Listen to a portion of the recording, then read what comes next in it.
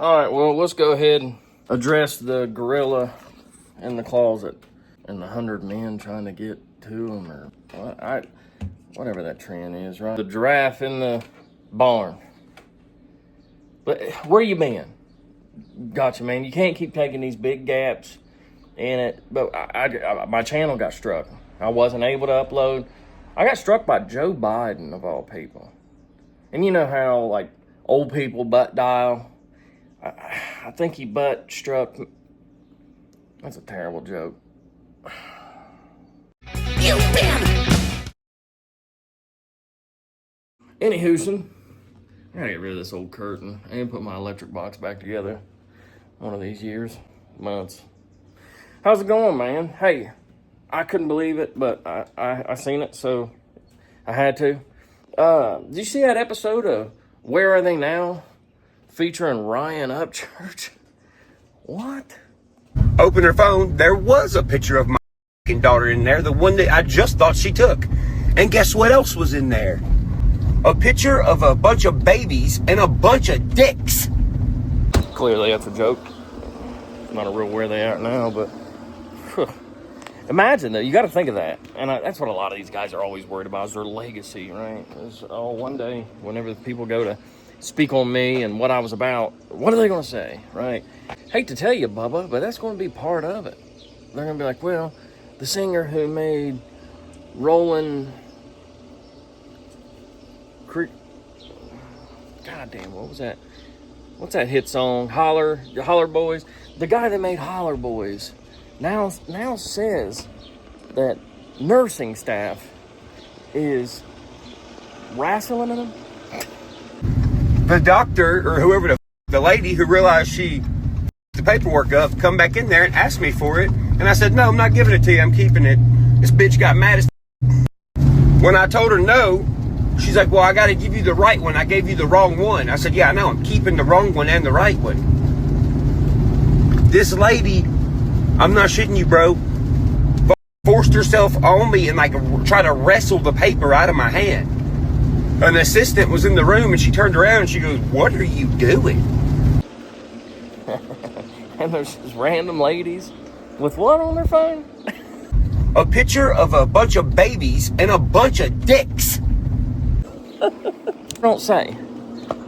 Let's sit right here next to this loud appliance like Johnny Gobble. Speaking of him, hold on. I should have just kept my stupid ass in here to begin with. I guess I can just go sit. Look, I bought this salon chair for a reason, right? It's pretty comfortable. So, the reason that I haven't been able to speak on him or had any interest in it is the shit's so stupid, man. I mean, it's just, gee whiz. And I waited around, right? Because I've noticed a lot of people are kind of filling the void that I'm leaving in this inner circle, in this little community, if you will. A lot of people are stepping up and doing what I used to do. And shout out to y'all. It's fun. It's fun to be on this side for a little bit, take a break and just watch it. But I have to step back in. Y'all are missing one big point here. So this guy, is screaming all this, I'm suing you, and I can't believe you're bringing this up. I can't believe that you've accused me of this, of the P word, and oh man, this is hurting my child, this is just ruining my life, and this is the kind of stuff that I don't need out there. Well, I'll let him say part of it. You're also hurting my daughter by lying on her, which is causing her trauma. I found it very interesting, too, when he said, well, don't y'all remember when y'all tried this before in the Cammy days? Is what he keeps calling it, the Cammy days. Know where that story originated from. That story originated from Cammy, back in the Cammy days. That's what this is. Nobody has said, look, I'll say it for you guys. That's what the Gotcha Man's for. Look, idiot, you literally brought a 3-year-old video up. It says May of 22 right at the bottom of that. You are the one that fished for something that's 3 years old and then resurfaced it and started the conversation all the way over again and was like, hey, this guy said I'm this. What do you guys think? Hey, this is hurting my daughter. This is it. why hasn't nobody pointed that out? This guy is such a retard. And you're like, hey, look, I found this video that somebody else found for me and sent because they have a personal issue with Triple T. Let's be honest there. Let's just call it for what it is. And sent this to you, and his stupid ass jumped on it, and then wants everybody to believe that he's going to sue this guy over it. I'm suing you, Triple T. How dare you do that to me and try to ruin my image right here in 2025? And then haven't you learned, Triple T? Didn't you see when they tried this 3 years ago how that didn't work? This is 3 years ago, buddy. This video is fucking 3 years ago. Having said that, backburn is good for some things, right? He brought this fella to this circle, right? Hey, ETHG for life, baby. It's even on his little cowboy. Here lately, a big question I keep getting is, gotcha, man, did you see B. Millie called out Adam Calhoun? I guess because I did that show with Triple T, the rundown show, that I'm somehow like BFFs with Adam Calhoun, and I should know whether or not he's going to respond and fight this dude. But this is the call out that you guys are asking me if Adam's going to respond to. Hey y'all, what's up? So I was thinking, so here's how I want y'all to follow how I got to this process.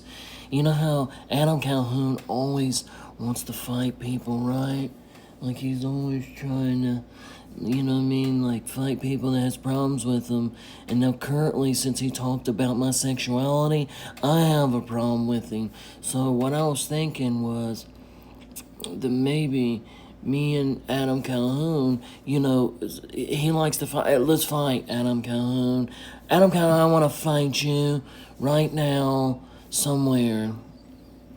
And Shaka, it's all up still, buddy. Bye. Yeah, so he's supposed to respond to that. Sorry, here's the real one. But let's talk about your boy, Yadam. He always tells people whenever they've got a problem on the internet that he wants to fight. Well, come fight about it. Well, he been sitting there running his mouth saying my name, and I want to fight about it. He always calls out these YouTubers, these dudes that really ain't about that ain't gonna put their hands up. He always calls them out. Not far off, is it? But yeah, so he's supposed to respond to that. It's not even, there's nothing threatening about that. And then when I seen this picture this morning, I thought this was doctored by like Cashville or something. I didn't think, this doesn't look real to me for some reason. Like it's misproportioned, like his head is the wrong size.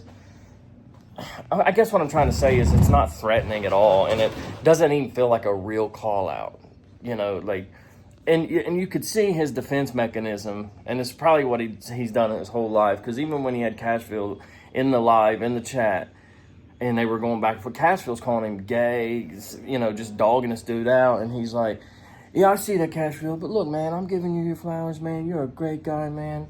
But I was just pointing out the fact that your ass was actually cool and hospitable and showed love to me, my baby mama, and Blair when we was coming through like a motherfucker should. Whenever there's some young cats trying to grind with the music, you actually show love. And it's like that kind of weird shit. But he did come with receipts, Cashville. What are you gonna do about that? Cashville out here hugging on a couple little gay boys from back in It's all good, Bobby. I know it. You were there for the barbecue, Cashville. What have I been doing? Me personally? Working my tail off, buddy. Getting some shit done. Bathroom's looking great. Actually curved some drywall because I didn't know what else to do. It wasn't going to fit in there. That was the problem. It was the reason I had such a small shower stall in there in the guest bathroom back here by the sunroom, is because there's no room in there. Thought he was gonna come down for a minute. For those of you who are friends with me on Facebook, you already know this, but they had a mother-son dance at the school, and you know, I guess some parents would freak out about this, but they come through. They were doing the Grand March, which was adorable, obviously. And you guys hear that Terabo rattle? That's the only reason I want Durkee to get out of jail, is just to say Terabo. I just want to hear him say the word Terabo. That right there is a GR86 Terabo edition. So they go to do this Grand March, and all of the moms and all of the boys were coming through there. My little man slides through. I'll put little clips of it in here. I'm sure she won't mind. She looked great, man, in that little dress. Finley Porter, escorted by. He's in kindergarten and likes to sing the alphabet.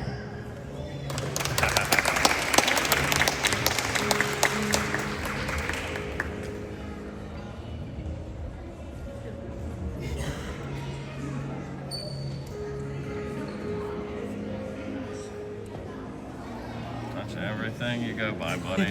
Gee whiz. Touch it all, buddy. Well, matter of fact, it was funny because he had so much riz walking in there that he just let go of his date. He just let her go and just walked on in like, see ya, I'm the king of this show. What you think? What you think? You look handsome, buddy. Can you say hi? Hi. But they go in there, of course, my wife and son walk through the little arch or whatever, and he decides, hey, this looks like a good place to lay down. It's funny because everybody out there who's a parent and married, your wife, they have that look they give you, right? I'm sitting in the stands. I thought I was just going to be the camera guy. So I'm sitting in there in the stands just cheering them on. And our little boy decides to just lay down. He just laid in the middle of the floor, kicked his foot up, literally, and was just laying there. She looked at me, and it's funny that I'm thankful that I got it on camera because I was recording at the time. And I'm like, that's my boy, man. So I had to go and scoop him up and get him out of that situation. But yeah, I've been doing that. I've been working like crazy. I've been actually remodeling the office as well. We needed office spaces for them to work in, right? And they need a legitimate place to sit and do their job. So we had the warehouse, there's a lot of space in there. So I went ahead and decided, you know what, let me build some walls, some cubicle type walls, which we had, I don't know, at another location in storage, we have some cubicle walls. Couldn't find the hardware. They didn't look like as nice, as brand new as they should or whatever. And I was like, man, I don't want to deal with all that. I can just go get pine lumber and have one of my guys just spend a few days with me. And he got to learn too, so that was cool, man. He's a young homeowner, just graduated out of the Army or whatever you call it. So he's gonna have, like I told him, I said, you're gonna be doing projects like this on your house anyway, so it's good to know, good to have that skill. We just built some walls, drywalled them. I made 6-foot walls, drywalled them in, taped them in, did outside finish corners. We're gonna do that square carpets where you just one square at a time. In case we ever have a stain or an issue, you can just replace a square instead of having to replace the whole carpet. And yeah, all I lack is some paint, and then I gotta furnish it. But we also have an official conference room too. So anyway, yeah, it's boring as right, but that's what I've been doing. I've been doing that and working my tail off. Yesterday I put in 421 miles and seven and a half hours drive time. A lot of driving yesterday in that rig, the big truck. It's just miserable, man. And then the one location that I dropped at, they didn't have anybody there. They left me a key, and their forklift was horrible. Dude, you had to push the brake in as hard as you could to get it to stop. It had a high idle, and I was like running into shit. I'm like, well, this sucks. And my legs sore from just like the panic of holding the brake as hard as I could. anyway, running to the pool store now to get a couple chemicals, getting that pool open. Tomorrow's Mother's Day. What you guys got planned for your moms, man? I'm gonna invite mine over to cook out and stuff and try to get this pool ready in case anybody wants to swim. It's pretty much ready now. There's just a little bit more clarity. I need clarity in my life. What is it? Yeah, well, especially if you drive it in the rain. Oh, yeah. It slings all over the side of it. And I've had people telling me I'm going to get all these rock chips and stuff, but I've had them on there for about a month now. And yeah, I don't care about any of that. It's not a brand new truck anyway, so I appreciate it. And it's crazy because I've been driving this same truck for like 4 years now, something like that. I was looking back at one of my first YouTube videos and realized that I was in this truck, and it was in like 2021, I think. But anyway, I've been driving the same truck around for all these years, and nobody would ever say anything about it. Same collar, whatever. But I threw these wheels on it and an exhaust, and everywhere I go, people are like, man, I like that truck, man. It's a nice looking truck, man. But the main thing is, I love the color of that truck. You didn't love it before. Anyway, maybe I'm keeping it cleaner now that the wheels are on it too, though. I actually care whether it's clean or not because it looks good. Anyway, speaking of this truck, it just reminded me of that store right back there, McAdoo's. It's a little like carry out drive-through that everybody has their neighborhood store, I guess, if you kind of grew up in America. If you grew up like I did, you have the little neighborhood store that everybody goes to, that they know your parents well enough that they'll allow you to buy alcohol and cigarettes because you swear you're bringing it to your parents, right? Which they might have took it even a step further at this place. But anyway, there's a fella there who's managed it since I was a kid, since I could barely look over the counter to go in there and buy whatever with my paper food stamp. God, I would wait for all my buddies to be done buying their little candy and hope they would all walk out and they're like, Jim Bob, ain't you getting something? Jim Bob. Speaking of Jim Bob, look at this Jim Bob right here. Tell me this Jim Bob don't slay. Anyway, ain't you getting some candy, man? Oh, yeah, just give me a minute. And this dude started to look out for me, and he knew what was up, so he'd let me sneak that food stamp paper bill to him, you know. Anyway, I go to pull up there the other day, and he's standing outside, and it shocked me because, you know, he has such seniority there. It's rare to see him working an evening anyway, because it was like 6:30, 7 o'clock. And I went to pull up there to get some drinks for the next morning. And he's standing out front, and he sees this truck pull in. And he shouts into the other lady working with him. He's like, you gotta come out here and check this out. Come out here and look at this truck. And I jump out and I walk around, and he goes, ah, damn, that's Jim Bob.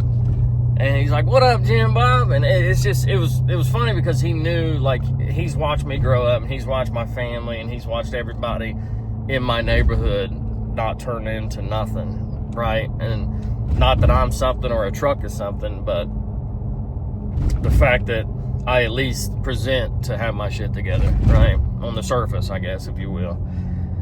But I think it's even a bigger deal, and this is what I was talking to somebody the other day about, because people put so much on just what type of shoes you're wearing or what type of vehicle you're driving, and that's a measure of success to them. And in my mind, the fact that I have this truck, even more amazing because of how my mind works and how I do things. Like, it's last for me. I've got to be doing so good at home. Everybody else has to be so taken care of before I'm willing to spend something like that on myself and do accessories or whatever, like an exhaust or wheels. Like, that would never happen unless, like, my family's got to be well taken care of before I'm willing to do something like that.